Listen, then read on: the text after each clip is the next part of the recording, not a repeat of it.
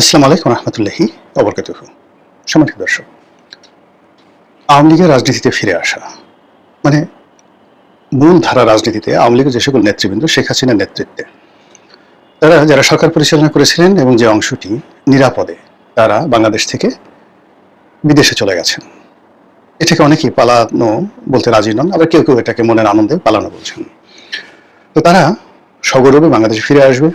আবার জাহাঙ্গীর কবির নানক, বাহাউদ্দিন নাসিম, ওবায়দুল কাদের, অন্যান্য যে সকল মন্ত্রিপরিষদের সদস্য ছিলেন তারা আবার এই রাজপথ দাপিয়ে বেড়াবেন, হয়তো ক্ষমতায় আসবেন, হয়তো বিরোধী দলে থাকবেন, হয়তো রাজপথে থাকবেন, কিন্তু তারা রাজনীতি করবেন। এটার সম্ভাবনা নিয়ে পক্ষে বিপক্ষে নানা রকম কথাবার্তা হচ্ছে। যারা আওয়ামী লীগের বিপক্ষের লোক, এর মধ্যে অনেক জ্ঞানী গুণী বুদ্ধিজীবী আছেন, তাদের বক্তব্য হলো যে কেমন হয়ে গেল, আওয়ামী লীগ আর আসতে পারবে না। এর কারণ হলো যারা একবার পালিয়ে গেছে তারা কখনোই আর ফিরে আসতে পারে না। অন্য পক্ষ বলার চেষ্টা করছে যে আওয়ামী লীগ পালালো কই, সে তো শেখ হাসিনাকে সামরিক বিমানে করে, যুদ্ধ বিমানে করে সসম্মানে মর্যাদার সাথে সানাই নহবত বাজিয়ে বাংলাদেশ থেকে পাঠিয়ে দেওয়া হয়েছে, আর ভারত সরকার তাকে রাজকীয় মেহমান রূপে সানাই নহবত বাজিয়ে তাকে গ্রহণ করেছে এবং এখনো পর্যন্ত তাকে রাষ্ট্রীয় মেহমান রূপে, ভারতের সবচাইতে কাঙ্ক্ষিত রাষ্ট্রীয় মেহমান। এই মুহূর্তে ভারতে দুজন লোক একদম রাষ্ট্রপ্রধানের মর্যাদায় আছেন, দালাই লামা, তিব্বতের ধর্মগুরু দালাই লামা, আর শেখ হাসিনা। কিন্তু শেখ হাসিনার যে জৌলুস, তার যে ক্ষমতা, তার যে প্রভাব, সরকারের সাথে তার যে সংযোগ, এবং শেখ হাসিনাকে কেন্দ্র করে দিল্লি, গুজরাট, আহমেদাবাদ, তারপরে পশ্চিমবঙ্গ, আসাম, ত্রিপুরা, বিহার, সব জায়গাতে সেখানকার রাজনীতির যে পক্ষ, মানে ওখানে যেভাবে আওয়ামী লীগের হাজার হাজার মানুষ আছে, তার সঙ্গে সঙ্গে ওখানে বাঙালিরা আছে যারা মাইগ্রেট করে ওই অঞ্চলে গিয়ে দীর্ঘদিন যাবত বসবাস করছেন তারা, এবং ওখানে যে সকল রাজনীতিবিদ রয়েছেন তাদের একটা বিরাট অংশ শেখ হাসিনার পক্ষে সেখানে রীতিমতো একটা আলাদা রাষ্ট্র গঠন করার মতো অবস্থা তৈরি করে ফেলেছে।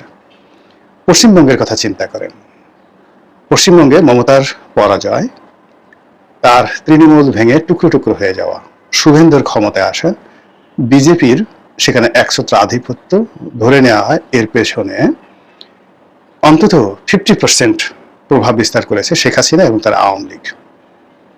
এবং শেখ হাসিনার যারা লোকজন রয়েছেন তারা দেশ এবং বিদেশ থেকে নানাভাবে অর্থ দিয়ে, সাহায্য দিয়ে শুভেন্দুর এই নির্বাচনকে তারা এগিয়ে নিয়ে গেছে। বোঝার চেষ্টা করুন যে ভারতের কি ধরনের কথাবার্তা হচ্ছে। ভারতের যারা সংবাদপত্র, প্রেস ক্লাব, মিডিয়া যেভাবে শেখ হাসিনা ডমিনেট করছেন এই মুহূর্তে, সেটা রাহুল গান্ধীও পারছেন না।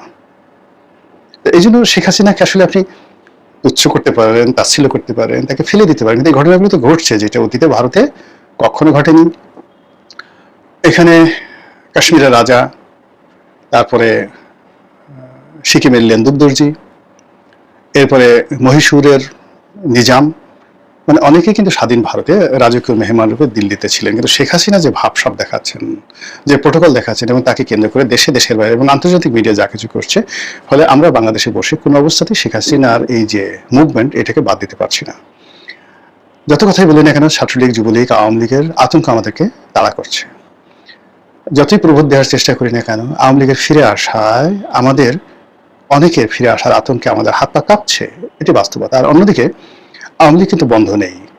যেদিন থেকে মানে আগস্ট মাসের 5 তারিখ বোধহয় তারা মুখ বন্ধ রেখেছিল, বা 6 তারিখে বন্ধ রেখেছিল, 7-8 তারিখ থেকে তারা দ্বিধা আসছে, যে যার মতো করে সামাজিক মাধ্যম ব্যবহার করে, আন্তর্জাতিক গণমাধ্যম ব্যবহার করে তারা বলে যাচ্ছে এবং একের পর এক তারা কর্মসূচি দিয়ে যাচ্ছে। কমিটি গঠন, ঝটিকা মিছিল, অফিস চালু করা, পালিয়ে যাওয়া, ভোট দেওয়া, জামাতকে সাপোর্ট করা, বিএনপিকে সাপোর্ট করা, জামাত বিএনপির মধ্যে গন্ডগোল লাগিয়ে দেওয়া, রাজনীতিতে চাণক্য নীতি যা কিছু আছে সব কিছু একটার পর একটাতে কিন্তু আওয়ামী লীগ করে যাচ্ছে, দেশের ভিতরে থেকে, দেশের বাইরে থেকে।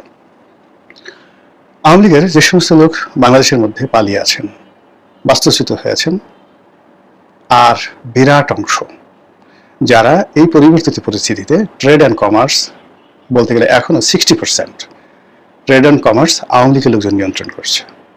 কন্ট্রাক্টারি, সরকারি কাজকর্ম সবই তাদের লাইসেন্সে হচ্ছে। তারা বিএনপির লোককে পার্টনার নিয়েছে, বিএনপির লোককে ঘুষ দিচ্ছে, বিএনপির লোকের চাঁদাবাজির যে চাহিদা সেটা পূর্ণ করছে, কিন্তু মূল চাবিকাঠি এটা আওয়ামী লীগের লোকজনের হাতে। বাংলাদেশের ফুড সিকিউরিটি তাদের হাতে, আমদানি বাণিজ্য তাদের হাতে, রপ্তানি বাণিজ্য তাদের হাতে, আমলাতন্ত্র তাদের হাতে, যে যাই বলুক না কেন। উপরে শুধুমাত্র কে পোস্টগুলো, সিআইডির প্রধান, ডিবির প্রধান, এসবির প্রধান, আইজি, বিএনপি স্যাটিসফাইড, কিন্তু পুরো চেইনটা এমনভাবে তৈরি করা আছে, এই চেইনটি যদি ভাঙতে যান পুরো কলাপস করবে সিস্টেমটি, ভাঙতে পারবেন না। 17 বছরের সেই চেইন, এই চেইন এখনো সচিবালয়ে বসে, কোনো বাহিনীতে বসে, তহসিল অফিসে বসে, স্বাস্থ্য বিভাগে বসে সারাদিন মোনাজাত করে, ইয়া হাসিনা, ওয়া হাসিনা, কামন বেবি, ও আম্মা, ও আম্মা, ও আপা, যে যার মধ্যে, ও দাদি, ও খালাম্মা, ফিরে আসেন, আপনি ছাড়া আমরা আর বাঁচব না, আল্লাহ 10টা গরু কুরবানি দেবো, 100টা গরু কুরবানি দেবো, আল্লাহ হজে যাবো, উমরা করবো, শেখ হাসিনা ফিরে নিয়ে আসো। আচ্ছা বলেন তো, কাজগুলি কি হচ্ছে না? রোজা রাখা, তার জন্য রোজা রাখা হচ্ছে না? তার জন্য কি কোরআনের খতম হচ্ছে না? সাময়িকভাবে ডক্টর ইউনূসের জন্য কয়েক খতম কোরআন শিখকে দিয়েছে বলেন? জনাব তারেক রহমান সাহেবের জন্য কয়জনে রোজা রেখেছেন 17 বছরে বলেন? কিন্তু এই সময়টিতে, গত 2 বছরে শেখ হাসিনার জন্য কত লক্ষ লক্ষ মহিলা, কত লক্ষ লক্ষ গৃহহীন মানুষ যারা ঘর পেয়েছেন, যারা ভাতা পেয়েছেন, যারা শেখ হাসিনার অনেকগুলো ট্রাস্ট হয়েছে সেখান থেকে বৃত্তি পেয়েছেন, তিনি যেভাবে ধর্ষিতা পূর্ণিমার মতো অসংখ্য রমণীকে এই সমাজে পুনর্বাসন করছেন, এখন সেই পূর্ণিমা কোথায় আছে বলেন তো? সেই পূর্ণিমা কি তারেক রহমানের জন্য দোয়া করবে? ওই যে এক পূর্ণিমা ধর্ষিত হয়েছিল, যাকে শেখ হাসিনা মেয়ে হিসেবে নিয়েছেন, তার সমস্ত ব্যয়ভার বহন করছেন, যতদিনে 17 বছর ক্ষমতায় ছিল প্রতিটি বন্ধের দিন পূর্ণিমাকে গণভবনে নিয়ে তিনি নিজের হাতে ভাত মেখে খাইয়েছেন। এখন বলেন পূর্ণিমা কার জন্য দোয়া করবে? আচ্ছা, ওই যে পুরনো ঢাকাতে নিমতলিতে যে হত্যাকাণ্ড হয়েছিল, ওখানে যে 3-4টা মেয়ে ছিল, এই 3-4টা মেয়েকে তিনি নিয়েছিলেন, বিয়ে দিয়েছেন, এদের বাচ্চা কাচ্চা হয়েছে, এদেরকেও প্রতি মাসে 3-4 মাস পর পর গণভবনে নিয়ে তিনি খাওয়াতেন, উপহার দিতেন, আর ওই মেয়েগুলোর জামাইদেরকে তিনি জামাই মনে করতেন। এখন এরা কি বলেন তো? তারেক রহমানকে শ্বশুর মনে করবে? জিয়াউর রহমানকে দাদা শ্বশুর মনে করবে বলেন তো? এইরকম অসংখ্য মানুষের সঙ্গে আওয়ামী লীগের, শেখ হাসিনার মন্দ কাজের স্মৃতি আছে, তারা অভিশাপ করছে যে ওই বেটি যেন না আসে, মরে যাক, ক্রিয়া করুক, এই কথা যেভাবে বলছে। আবার একই সঙ্গে অসংখ্য মানুষ জায়নামাজ বিছিয়ে দোয়া করছে, মন্দিরে ঘন্টা বাজিয়ে পুজো করছে, আর তার যারা সুবিধাভোগী তারা সারাদিন হাসিনা আসবে, কবে আসবে, সে দেয়ালে দেয়ালে লিখে দে শেখের বেটি আইতেছে, এরকম। এরই মধ্যে এই যে যেকে বলা হয় ইথারে যে সমস্ত কর্মকাণ্ড হচ্ছে, ইথারের এই কর্মকাণ্ডের বাইরে আর যেগুলো হচ্ছে সেটা হলো রাজনৈতিক অ্যাক্টিভিটিস। কলকাতাতে হচ্ছে, দিল্লিতে হচ্ছে, ইংল্যান্ডে হচ্ছে, নিউ ইয়র্কে হচ্ছে, জার্মানিতে হচ্ছে, আওয়ামী লীগের লোকজন মারামারি করছে।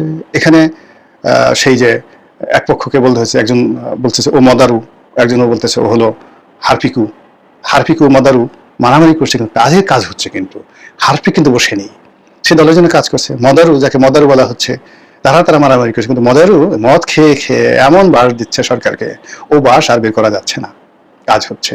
কলকাতাতে আওয়ামী লীগের বিভিন্ন গ্রুপ ঝগড়াঝাড়ি করছে, মারামারি করছে, কিন্তু দিন শেষে সবাই দলের জন্য কাজ করছে। তারই প্রেক্ষিতে এই রাজপথে তারা বলেছিল যে ঈদের পরে আমরা কঠোর আন্দোলন করবো। এটা মির্জা ফখরুলের সেই কঠোর আন্দোলন নয়, কিংবা বিএনপি জমানাতে এটা ঠাট্টায় হয়ে গেছিল যে এই ঈদের পরে, এই কুরবানির পরে, শীতকালে আমরা এই আন্দোলন করবো, এটা একটা ঠাট্টা। কিন্তু আওয়ামী লীগ সেটা না, আওয়ামী লীগ যেটা বলেছে সেটা কিন্তু তারা করে ছেড়েছে, ডেট দিয়ে, সময় দিয়ে, টাইম দিয়ে। তার প্রমাণ এই যে 5 তারিখে, মে মাসের 5 তারিখে কুরবানির পরে শুক্রবার দিন সারা বাংলাদেশের 17টি স্পটে তারা আর ঝটিকা মিছিল না, প্রকাশ্যে মিছিল করলো, তারা সভা করলো, একেবারে অফিস খুলে বসে তারা সেখানে সভা করলো। এবং একটা জেলাতে তাদের অনুষ্ঠানে এত বেশি লোক হলো যে পুলিশ বাধা দেওয়ার চেষ্টা করলো, এবং সেখানে হাজার হাজার লোক ছাত্রলীগের প্রোগ্রামে আসলো, যে পুলিশ সেখান থেকে সরে যেতে বাধ্য হলো।